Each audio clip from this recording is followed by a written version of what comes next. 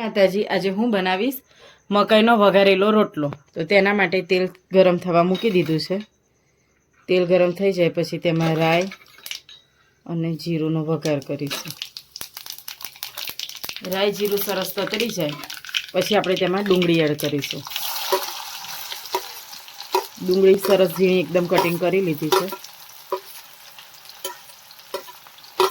મકાઈનો રોટલો હતો તેને આપણે સરસ આવી રીતે મસળી અને ઝીણો ઝીણો કરી લીધો છે. એકદમ ધીમા ગેસે આપણે ડુંગળીને ગોલ્ડન બ્રાઉન કલરની થઈ જવા દઈએ. આપણી ડુંગળી અધકચરી શેકાઈ ગઈ છે ત્યાં જ આપણે તેમાં લસણ, લીલા મરચાં અને મીઠો લીમડો એડ કરીશું.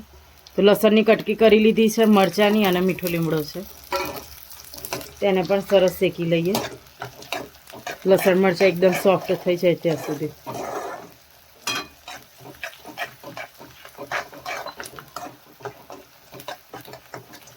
જો તમે ડુંગળી લસણ ના ખાતા હોય તો તેને સ્કીપ કરી શકો છો.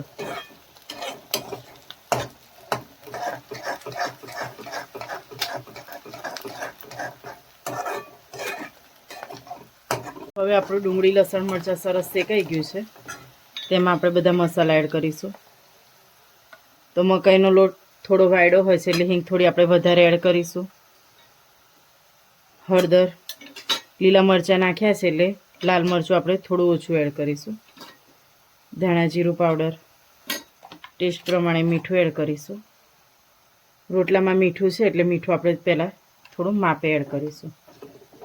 એ બધી જ વસ્તુને સરસ મિક્સ કરી અને તેલમાં જ આપણે જે રોટલો ઝીણો કર્યો છે મકાઈનો તે એડ કરી દઈશું.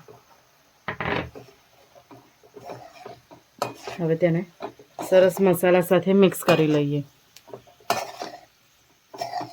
આવી રીતે રોટલાને સરસ આપણે મસાલા સાથે મિક્સ થઈ ગયો છે. તો એકદમ ગરમ સરસ કરી લઈશું અને ક્રિસ્પી. તો આપણે છાશ એડ કરતાં પહેલાં જ આવી રીતે જે સરસ એકદમ કોરો કોરો ચેવડા જેવો જે આપણો રોટલો વઘારેલો થઈ ગયો હોય આપણે બાળકોને લંચ બોક્સમાં આપી શકીએ માટે થોડો કાઢી લઈશું. અને પછી બીજા રોટલામાં આપણે એકદમ મોળી છાશ એડ કરીશું. છાશ એડ કરતા જાય અને આપણે મિક્સ કરી લઈશું. અને થોડુંક આપણે તેમાં પાણી એડ કરીશું એટલે છાશ વધારે ઉકળી અને ખાટો ના થઈ જાય. હવે બધું જ પાણી બળી જાય અને સરસ લચકાદાર થાય ત્યાં સુધી આપણે મિક્સ કરતા રહીશું. તો હવે સહેજ ઉકળવા માંડ્યો છે આપણો રોટલો. ત્યાં જ આપણે ટેસ્ટ પ્રમાણે થોડું મીઠું એડ કરીએ. છાશ, પાણી અને થોડા મસાલાના ભાગનો અને સરસ મિક્સ કરી લઈએ. અને એકદમ લચકા પડતો થાય ત્યાં સુધી આપણે તેને થવા દઈશું અને તેલ પણ છૂટું પડી જશે. તો સરસ તેલ છૂટી ગયું છે આપણું અને મસ્ત આપણો રોટલો થઈ ગયો છે. તો ઉપરથી આપણે લીલા ધાણા સ્પ્રિંકલ કરીશું.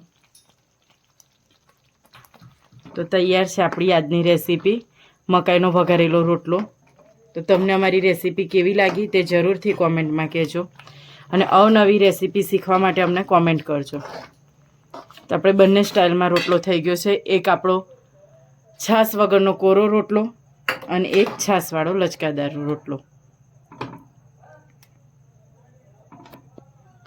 તો અમારો વિડીયો લાઈક કરો, શેર કરો અને સબસ્ક્રાઈબ કરો. જય માતાજી.